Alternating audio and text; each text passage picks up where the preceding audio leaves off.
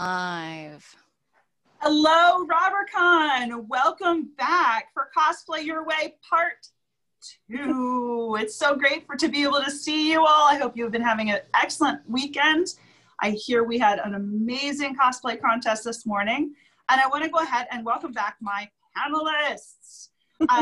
Go ahead and give me a wave, Jana. We've got Jenn and Cate. Take a really quick shout out just for a second to tell what costumes you were dressed up as. Jana, go ahead. I'm Mysterio. This is actually from an action figure, but I bought it on Etsy. So shout out to people that make things.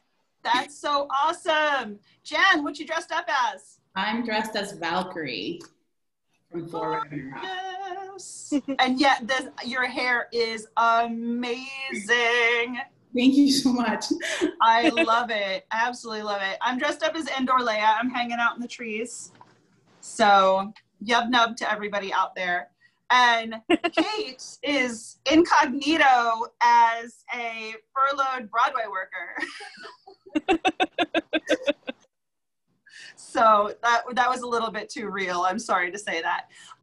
But because what we're going to go ahead and do is dive a little bit deeper into what we were talking about yesterday. We spoke about being able to find your cosplay and to start a plan.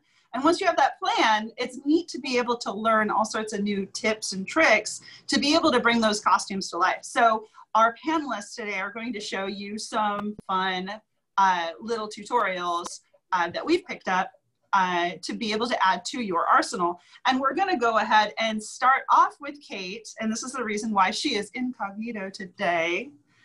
So take it away, Cate.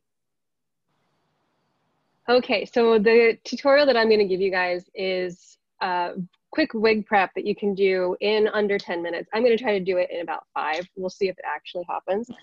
The tutorial, haha. The tools you're going to need is I use these clips. You can get these clips at Sally Beauty Supply. They've got the 3-prong. You can also use any clip that's shaped like this. The clips are really important. You're going to need a couple of bobby pins. Some of these little guys, which are called French hairpins. These are the things we use on Broadway. And then you're going to need combs and some hairspray and a wig cap. So the best way to start is to know what side your wig part's on. I'm going to part my hair on the wrong side just to kind of give you an idea of what that's like. My Haldo wig part's on this side. And this gives me a chance to show off the purple in my hair.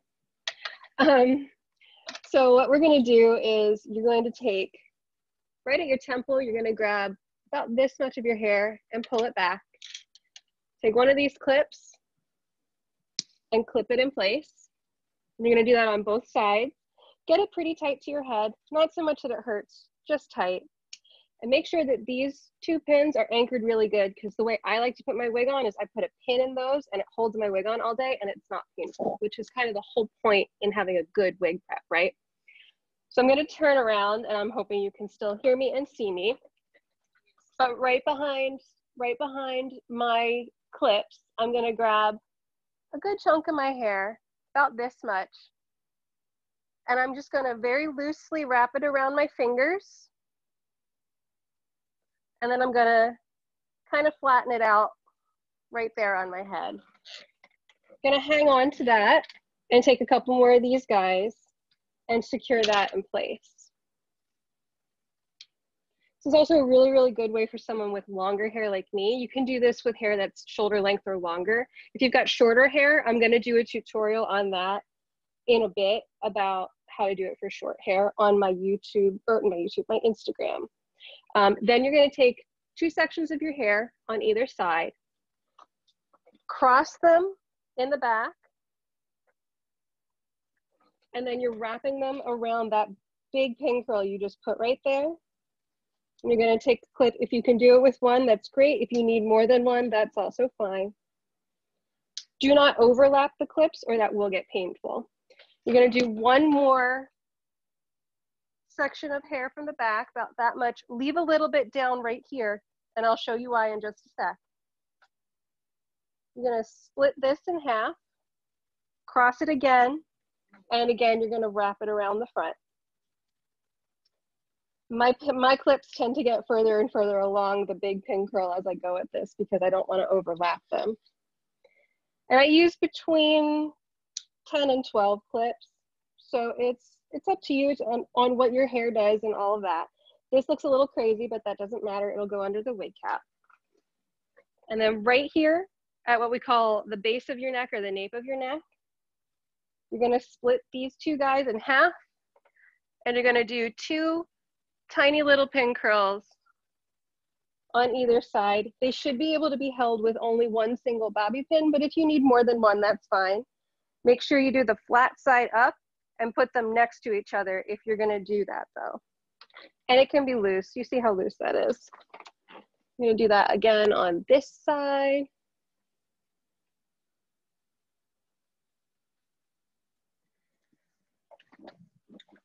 That's the long part. Now putting a wig cap on, I know a lot of people have a hard time with this if you're doing it by yourself. I'm going to show you the easiest way to do it. This is how the Broadway actresses do it too. Put your hands inside, and even if it's brand new, give it a good stretch. Loosen up that elastic. And then you start from the back of your head. So I'm going to do this sideways and see if you guys can see it that way so I can still look in my mirror here. You're going to hook it underneath those pin curls at the back and then pull it all the way down over your eyebrows and your ears, so that it stays nice and good at the base of your neck, but you still are going to get the tightness you need around where your hairline is. I pull mine all the way back to where those clips are because all my wigs are made so that my part shows.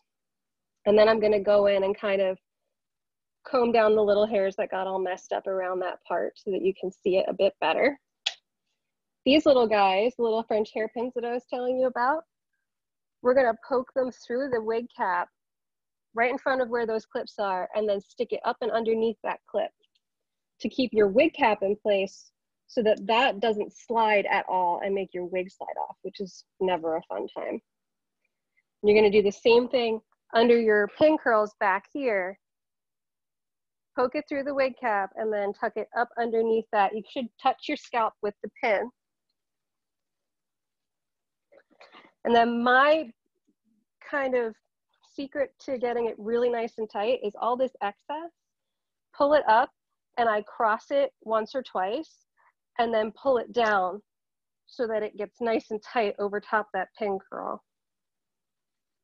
And then I take these little guys again and pin that tail down so that everything stays nice and contained all day long. You don't have any problems unless the pin doesn't want to go through the wig cap, which happens.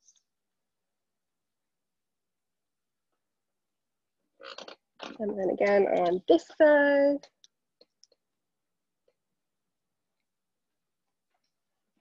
There's the prep. The last step for me is always to go and see how I've got all, I don't know if you really can see, but I've got a lot of baby hairs at my hairline. I go through and I give those a little bit of a hairspray and then I comb them back so that I don't get hairs like this that stick down underneath my wig lace, or if you've got a hard front wig, these will sneak out during the day. If you hairspray them back, they're not going to go out. And this is the #4 hold tresemme. I use the hard stuff to make sure it doesn't go anywhere. I'll even do it a little bit here if I have a wig that's an updo, just to get it all out of the way. And that is probably the best wig prep I could teach you that you can do pretty quickly, and it doesn't have to be perfect because you're just going to mush it all down underneath your wig cap. Wear a wig cap though. That's my biggest tip. Always wear a wig cap unless there's a precedent for you not to, and then always spray back your little baby hairs. Hope that was helpful. If you guys have any questions, please feel free to reach out to me on Instagram. I'll drop my Instagram handle in the chat, and I'll try to pop into the Discord cosplay channel for about 15-20 minutes after the panel. Thanks. That was awesome, Cate. Now, I told one of you young ladies you were going to go first. Which one was it? Give me a wave. It was Jana. Alrighty. This is what happens when I end up with a bunch of C names and J names. It just, my brain, it's been one of those days. Jana, go ahead and take it away. I cannot wait to see what you're going to do. I ripped my background. I don't know how. There we go. Yay. All right, so I was going to give everybody a tutorial on how to do paint layering and weathering, but as I was putting on my cosplay and realized that I had poorly spray painted boots, I wanted to talk about different ways to cover your shoes. So these are leather shoes that I spray painted, knowing that it would probably not work so well. And as you can see, the spray paint has just completely, it's coming off. No matter how much prep you do to a pair of shoes, you're probably gonna have some peeling paint. So probably don't use spray paint. That's my advice on spray paint for shoes. I recently purchased the Angelus leather paint, and it takes quite a few layers. These are knee-high boots, and I'll do both shoes. But the color isn't exactly what I wanted. I also made a boo-boo and spray painted these first too. But I used a fine grit sandpaper to try and get some of the paint off before I used the Angelus leather paint. I've used Angelus for other things and I've gotten wonderful results. This particular gold didn't work exactly how I wanted it to, but it might for you. It might be the right color. So I recently discovered this paint, which looks like your regular acrylic paint. It's water-based. I got it from Michael's, and I got it to do a pair of dance shoes, actually. And I was super impressed with the quality and the coverage that I was getting after just one coat. This is about 2.5-ish. I did 2, and then I did some touch-up spots. But like I used pink here, and I'm really impressed with this. It's like $4.50 for a little tube, and it's definitely like I haven't even used that much of this, and it got me through both shoes. So that is what I have on shoes. Maybe don't spray paint. If you're going to spray paint, just don't. But yeah. Try and use a leather paint. Even if it's a vinyl shoe, leather paint is going to do a lot better. So that's my thing on painting. Jana, quick question. Yes. You did mention Angelus, and then what's the name of the second paint that you were using? It's Leather Studio. It's by Plaid, which is the same company that does all the acrylic paints. I think they recently came out with this. Like very recently came out with this. I was actually just looking for leather dye, and it came up, and I was like, that's not leather dye. And then it said acrylic paint for leather and vinyl. So I had to try it out, and I'm very impressed with the results that I got from it. That's fantastic. Now, where did you source those? Were they both from Michael's, or this was Amazon? This was Amazon. It was a little bit less than $10 for 4 ounces. This was Michael's, and it was like $4.50 for 2 ounces. But I'm getting more coverage out of it. So there's different options. That's fantastic. I love painting shoes. It's literally my life. So, Jenn, can you go ahead and show us your tutorial, please? So for me with makeup, with cosplay at least, I've gone through too many tubes of makeup and like powder and stuff like that to make it work for me, especially if I'm getting pictures taken. So my go-to is Fenty Beauty. I know it's not within everyone's budget, but when I managed to buy her stuff, she's been the only person, at least one of the only companies besides MAC Studios that I've managed to find a foundation where I don't have to buy 2 different bottles in order to make my skin color, like my foundation, to blend in as best as possible. So I've like on my face right now, I have this foundation, which is a Pro Filter one, which is great because it's like long wear, and this one's hydrating, at least for me, because I also have combination skin where I'm oily and dry. So I'm oily in my T-zone, but very dry and everywhere else. So Oh, before you put on foundation, moisturize. Definitely moisturize, and definitely use a primer if I can find my primer. Well, it's also Fenty because, of course, I love Fenty. But for lipsticks, I'm not a snob when it comes to lipsticks, but I do love lipsticks. So I do use a lot of Besame lipsticks because I use a lot of Besame for Peggy, because that's like the accurate lipstick that they use in the TV show and the movie, but you don't have to be that person. That's just me. The color that I'm wearing right now, where am I? It is Dusty Rose. You can't see it because the lighting is horrible, but like, then I have to change it. But this is the one that I have on right now for Valkyrie. And so for Valkyrie, I use this specific color because Valkyrie really doesn't have like a lot of makeup on compared to other characters that I do. So I always say do that. And also, fair warning, you don't have to look like the person, like that actor or actress in, you know, to cosplay that, whoever it is they're, you know, whatever the character they're doing. I'm a big believer that you being you and putting on the costume makes you that character, the end. I don't look anything like Haley Atwell, who plays Peggy Carter, but the second I put on her dress or whatever outfit, I'm Peggy Carter, regardless of what anybody tells me. A good thing too, it's if you like foundation, I mean, not foundation, highlighter, I use Anastasia Beverly Hills. Again, this is all stuff that like was gifted to me or I bought when I worked at Ulta. So you don't have to go that route, but highlighter for me works very well because I have high cheekbones. So on the placement of where I put my highlighter definitely helps of when the flash is gonna hit me. And so I always say, don't put a lot of highlighter, use like your finger and just blot it on there. And if you have to build it up.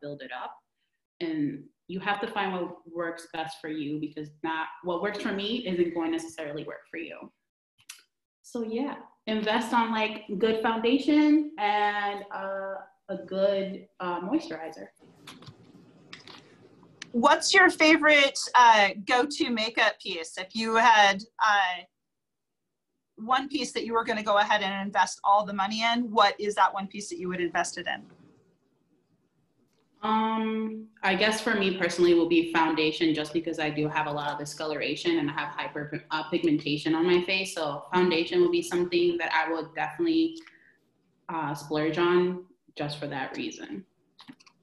Do you have a makeup, should I say a costume or cosplay makeup kit and a everyday makeup kit, or do they cross germinate? It's a little bit of both. For Peggy, I definitely do have like my one kit. Like I'm actually carrying all of my things in my little Peggy box. But for the most part, I think it's a little bit of both.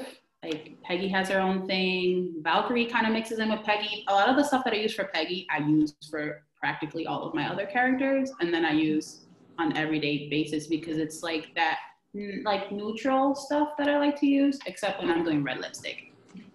That is awesome. Now let's see if I can manage. Oops, that's not what I meant to do. How do I remove it? Oh, there it is. You're gonna get a tour through all of my backgrounds. Give me just a second here. This is not tilted. So sorry. This is what happens when you're doing 17 things at once. There we go. Come on, turn. It's not turned, is it? Come on. There we go. Alrighty, I've got a little bit of a setup here. Sorry about that. Alrighty, this is probably one of the most amazing little tricks that I have learned, and actually, full disclosure, Cate taught it to me. But we have used this multiple times on multiple costumes since then. This is a way to be able to make a quick and inexpensive stencil for transfer of paint. So you can use it on costumes. You can use it on anything that you can apply heat to. And you could probably go ahead and use this with a vinyl as well, but we're gonna go ahead and start with very simple, and this is just freezer paper that you could be able to pick up from your grocery store. I feel like I'm doing a cooking display with the Ewoks right now. It's a little crazy. But with the freezer paper, it has one paper side and one side that has a wax on it. And that wax is what we're going to use as an adhesive. So you can take a piece out. You could even cut it 8.5 by 11 or 8 by 10, whatever your printer takes, and you could run this through a printer. Oh, there's the one I was looking for. Run it through a printer in order to be able to put whatever image that you're wanting to go ahead and cut away. For our business today, I went ahead and just did a circle. That I'm going to go ahead and do that on the rough side, and then you can see how this side is a little on the shiny. That is the wax side of it. Going ahead and using a cutting mat, you could go ahead and use, I have just a regular utility knife, but you can use an X-Acto to go ahead and cut that away. So I lost my, here we go. And you can go ahead and cut your space open. You're gonna then take it to a piece of fabric, place it on whatever item that you're going to need to paint on. So like I've had an entire finished costume. It was a Rose Tico costume. It was one of the first times I ever used this. And she has the Arabesh that's on the front of her costume. And I was like, we want to make this look like it's very utilitarian. And this was actually the process that we used, and it was absolutely amazing because I could make it look weathered without weathering it, which was wonderful. So I could be able to put that on the fabric, take it to an iron, and wax side down, just iron that on to the place that you are wanting to put that design. Just give it a second to be able to cool off. And that wax is going to go ahead and adhere it to the fabric. The amazing part is it doesn't damage the fabric because it's not going into it. It's just resting on the surface. So that's been given a second to be able to dry. And you can see that these two pieces have now fused together. With using that, I could then be able to be ready to paint on it. And I'm using a little bit of my weathering paints for this because it's really quick and it's a darker color. A little trick that I will use after I shake my paint, if I'm just wanting a little bit, sometimes I'll use the inside of my cap from when I shake it as a well to take my paint out. And then I can go on through and dab around in there and paint it. Now, with a lot of the costumes that I do, I'm trying to do more of a utilitarian worn look. So I will dab a lot more than I will brush because I want it to go ahead and have that splattered look. And as I've done that a little bit, I'm gonna hold that up. And you can be able to see how it just looks like it's been splattered on there. I'm using just a stenciling brush. This is more of a like a raffia hair type of brush. You can be able to get these at just about any craft area. You're going to go ahead and fill in that whole space the way that you need to, and then let it sit aside and dry. The really amazing part of this, and it's like magic every single time you do it. I'm going to move this back so I can get closer to the camera. Is once this has dried, you're just going to very easily take it and just start to peel it away. Now, if you're really careful with this, you could actually use this stencil multiple times and see how that's just going to come right away. Just like that. And that gives you a super, super clean line in which to be able to work with. Now this paint that we were using is a little bit thinner because it's a weathering paint rather than a regular fabric paint. If you are going to use this on a costume that's going to be washed or cleaned in any way, you'll want to heat seal it. And that requires either putting it in the dryer for a while. Again, I can't emphasize enough to go ahead and use fabric paint. So not just a regular acrylic that's designed for plastic or wood, because once that's heated, it's going to start lifting. But a fabric paint, you can heat set it by putting a cloth over the top of it, taking your iron to it and allowing it to sit for a while, or going ahead and running it through the dryer a couple times to be able to set it a little bit more.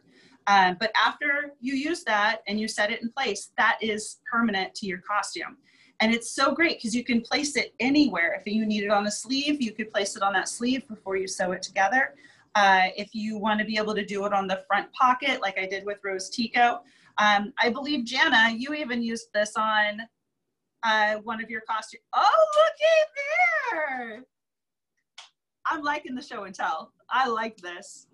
So seeing that you use this on a very large scale, why don't you take a second, Jana, to say how that worked for you, plus the fact it was the first time you ever did it. So I started out doing this, I was using poster board, and I cut out the stencil on poster board and then spray painted on. And I'm trying to find my hidden section that's spray painted, but you can see how it's really blurry. It's just not so good. It's a lot of splatters. I actually used spray paint because I was doing such a large scale. And this is the side that I used the freezer paper for. I made my stencils out of poster board and then cut on a board, like a cutting mat. It took a really long time, but and I'm still not done with this cape because there's so much of it, but it was really exciting to use for the first time and to peel it off the first time and be like, oh, the lines are so clean. Like, it didn't bleed at all. Like there was zero bleed through on this. It's so awesome. And I actually, I wore this to New York Comic Con and I got it really filthy, and I did wash it, and I'm actually kind of surprised. I think it's because of the fabric that I used, but I'm surprised at how well the paint held up. It's still pretty green. Yeah, the freezer paper, like there's no way, like what I gotta do this 4 times and have it come out this exact every single time. So I made one pattern and then I just flipped it to the side that I needed to use it. Yeah, it works really, really well in that kind of concept. Now, when you did paint it, you used the spray paint with the freezer paper? Yes. Wow. See, I've not done that before. And it worked. It was fine. Well, the most important part with spray paint is that you have got to have a very gentle hand. It's not I'm going to soak this, because yes. it'll go through the fabric, make a huge, gigantic mess, and you're never going to be happy with it. Yeah, so, I will say, like, using the spray paint, I had to do multiple coats of thin layers, and because this is a rayon blend and it's fuzzy, I had to do probably 4 coats, I would say, but it didn't bleed through, which was awesome. But I've also been spray painting since I was in 2nd grade, so yeah, it's definitely I do a lot of spray paint work in my commissions, and it's, having spoken to so many people out there, they're like, well, this didn't work for me. How can you make it look like an airbrush? And I'm like, well, I'm using it like an airbrush in the sense that it's just very lightly touching it. And because you can always add to, you can't detract. Like, that's the big thing when it comes to any form of paint whatsoever, whether it be weathering or actually your actual color coat. You just very lightly add to it, and then you'll know when it's okay, but you can never take it away. And that's the crazy part.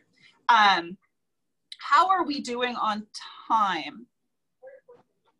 4:30 already. So let's go ahead. I want to go ahead and backtrack just a little bit.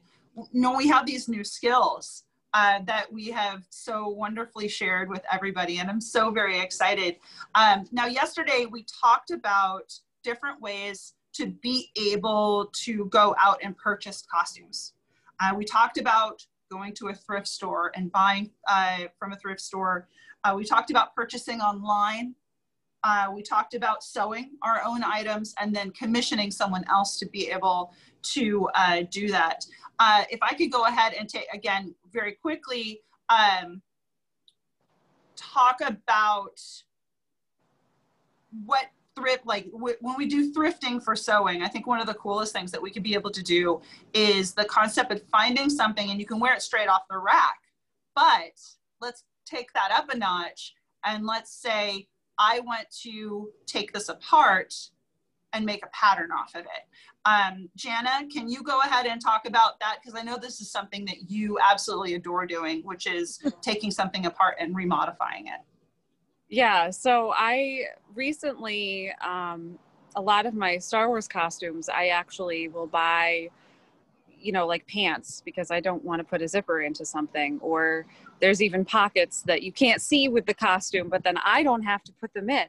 So I will take a pair of pants, I'll search and search and search. And sometimes it takes a really long time. And I think that's the biggest stress that I can give for thrifting, is that you might not find it on the first pass, the second pass, the third pass, or from the thrift store that you think you're going to find it from. Sometimes it'll just come to you. And I definitely have taken just pre-existing pants. I know my gin pants I purchased, and they were much larger than the size that I needed because I wanted to be able to put in all of the seaming details. So with the extra fabric, I didn't have to do the zipper, I had to do the waistband, but I had enough fabric that I could use what was already there and tailor it to fit me. And the other cool thing is that you already have a finished product that you can put on yourself and then tailor it in, rather than if you are making a pattern from scratch, you know, you're tailoring it as you go along, whereas this is kind of like a thing that's already done, and then you can kind of scale it to yourself. Yeah, that's really great. Cate, now both you and Jenn do Agent Carter, and I know you have a huge love affair for extant or period clothing. Now, can you talk a little bit about the concept of finding period clothing in thrift and being able to copy that? So one of my favorite pieces that I have for Peggy Carter is the Ike jacket from Captain America's First Avenger. And it's not actually a real Ike.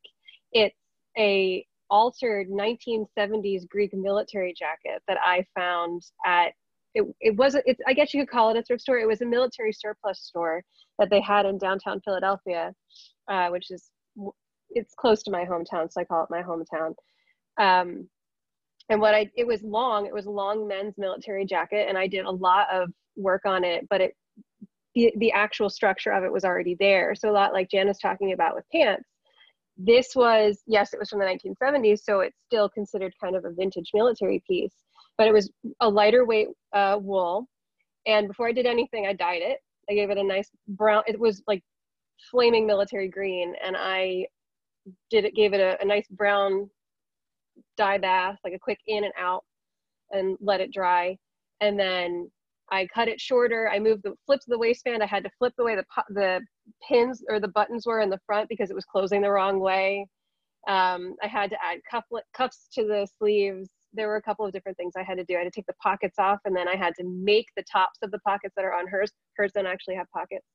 And then it's got these darts in the bottom that go into the waistband, which I've now found out are actually vents, which makes sense because it kept her cool during filming. But it was a lot of alteration, but the actual structure of the piece was already there, so it didn't have to go from start to finish with it. With that same costume, I ordered there's a company out of the UK that makes, it's called a pink, the military Air Force, Women's Air Force pink, which is a khaki uniform, and they made replicas of the Women's Air Force skirts from that era. And I was like, great, I'm just gonna buy this and I'm gonna dye it. Well, when you purchase something from somewhere else and then you try to dye it, they didn't always make that piece of fabric or that piece out of the same bolt of fabric.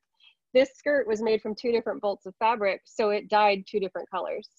So what I wound up doing was taking it apart and using it as a pattern to then make the skirt that I eventually did make for that costume. So while I think I spent maybe $50 total on the things that I wound up using for it, so you can still consider it thrifting, always be willing to go, okay, well, what can I do with it now? Because if it won't work because you dyed it and it's the wrong color, you can still make a pattern off of it and then sew it if you're a sewer. And if you're not, then you'll find something else to use it for. I have so many pieces in bins here or in the closet at our studio that I'm like, that will work for something eventually for someone. I'm not getting rid of it yet, which sounds like a hoarder tendency, but you know, when you have space to store things, it happens. But yeah, I love that costume for that reason too. It was one of my first big alteration costumes that I did, and that was a couple years ago now, and I still wear her, so she's still in good shape. It's one of my absolute favorite skirts. I mean, it totally has that period cut to it, because quite literally it is cut off of something for that period, and it's magical. Now, Jen, we were talking yesterday about how you're really new to sewing, but you took on probably one of the hardest dresses that is in the Agent Carter, crazy lady, the Agent Carter closet, with the racetrack dress. Now, did you start with a pattern, or did you modify a pattern, or did you just throw it all to the wind and just start cutting? Oh yeah, I went through like 5 different color fabrics, as I couldn't, like, I was going to like Goodwills and like Ambets and stuff like that. I was looking for any like bed sheets or anything like that that I can use as a fabric too, but everything was too dark or like too orangey looking. And then I finally had to like go to Joann's and go buy the fabric. But I just looked at pictures and we zoomed in very much so into pictures, or like when people were at museums and they had displayed the costume, we zoomed in, as my friend and I, Lucy, bless her, we zoomed in as close as possible, and that's how we can see that each layer of it was literally a whole panel. It was like 7 panels. And so for me, trying to find period pieces in like Goodwill and stuff like that, it's hard just because I am a plus size person. So like a lot of the times my size is not around. And so I had to make the dress. I didn't have to. I decided to make that dress 3 days before NYCC 2019. And I think the hardest part was the cutting, because I was afraid to cut fabric. And that was one of the things that my friend Lucy was like, just relax, measure. We're gonna measure. Everything's measurements, and you just give yourself that little leeway. So in case if we cut, you know, too much, we can then take in and whatnot. But yeah, that dress was fun. Like we did it, the panels for the skirt, and then we did the top. And so the top was actually a little bit easier than the skirt, because the way the skirt is of the dress is like, it looks like it's going like in a little wave, because it's just the way the panels are shaped. So yeah, it just, you have to figure out what works. Like with Cate, you can find an Ike jacket, which I still haven't found an Ike jacket that can go over these shoulders. Just take something that looks like it and try to alter it. I like altering stuff. I think it's fun. I'm still trying to alter a few petty things, but you're learning as you go. You're always learning. No matter how long you've been doing this, you still are learning something new. I think that's one of the things that's really impressed me, and I bet, Jana, you would agree with me, is that when you work as a judge for cosplay contests, and you get the opportunity to be able to judge novice and journeyman level folks that come in and they're like, well, this is like my first thing ever made, and you're blown away by the sheer bravery of the folks that will be like, well, yeah, I went ahead and just did this. And you look at them and you go, you realize that's advanced sewing. You just draped a bodice. And they're like, well, I can't sew. And I'm like, no, that's like, you go to school for things like that and you just did it naturally. So good job. And it is absolutely astounding to be able to hear that kind of stuff. Now we're talking a little bit about patterns and patterning. How do you guys go about finding patterns if you choose to use them? How about Kate? Let's start with you. I worked at Joann Fabrics for 3 years when I was like just out of high school and into like community college. I have an unbelievable stock of patterns because every time they had the $1 pattern sale, I'd buy like 10. And I worked in a very not busy store, so I had time to look. But even now, for the most part, it depends on what it is, but my choice 80% of the time is to drape and pattern my own because of my height. I'm very petite. I'm only 5'1". I have very odd measurements because I am petite.